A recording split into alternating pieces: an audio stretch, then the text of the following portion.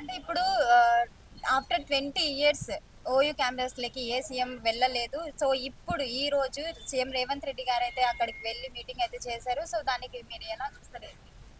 ఒక్క మగాడు అంటారు చూడండి. ఆ టైప్‌లో రేవంత్ రెడ్డి డైనామిక్ లీడర్. విద్యార్థులంటే రేవంత్ రెడ్డి గారికి తమ్ముళ్ళు. ఒక అన్నగా తమ్ముళ్ళ దగ్గరికెళ్ళి సమస్యలు పరిష్కరిస్తా అని బహిరంగంగా చెప్పిండు. ఈ మొనగాడు 80,000 బుక్కులు చదివినా అన్నాడు. ఉం? ఇలా హరీష్ రావు పెద్ద తుర్మాన్ ఖాన్ అన్నాడు.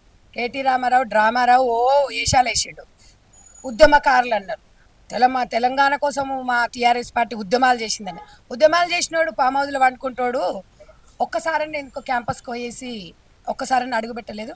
మరి రేవంత్ రెడ్డి గారు ఇవాళ కొంచెం ముళ్ళ కంచెలు అవి ఇవి అంటే బీఆర్ఎస్ టీం ఉంటారు కదా కొంతమంది పడనోళ్ళు ఆ రకంగా హల్చల్ చేసిరు తప్ప వీళ్ళు స్వాగతించి అక్కడికి వెళ్ళేసి మాట్లాడి డిసెంబర్లో వస్తా వితౌట్ సెక్యూరిటీ అని చెప్పి వాళ్ళకి ఇస్తే ఇలా విద్యార్థుల మొహంలో ఆనందం చూడండి. తప్పకుండా, ఎందుకంటే తెలంగాణ విద్యార్థుల స్థాయి అనేది చాలా గొప్పదమ్మా.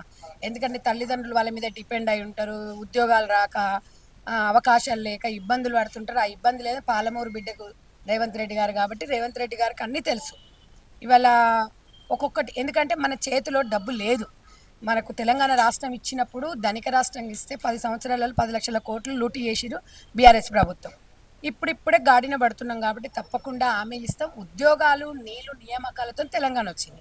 అది మేము ఫిల్ఫిల్ చేస్తామని చెప్పేసి రేవంత్ రెడ్డి గారు ప్రతి సమస్యను పరిష్కరించుకుంటూ వస్తూ ఇలా 9,000 కోట్లు ఇలా రైతులకైతే ఎట్లా ఖాతాలలో వేశారో సన్న బియ్యం అన్న ఇలా ఎంత హ్యాపీగా ఉన్నారమ్మా. ఒక్కొక్కటి ఒక్కొక్కటి ఉచిత బస్సు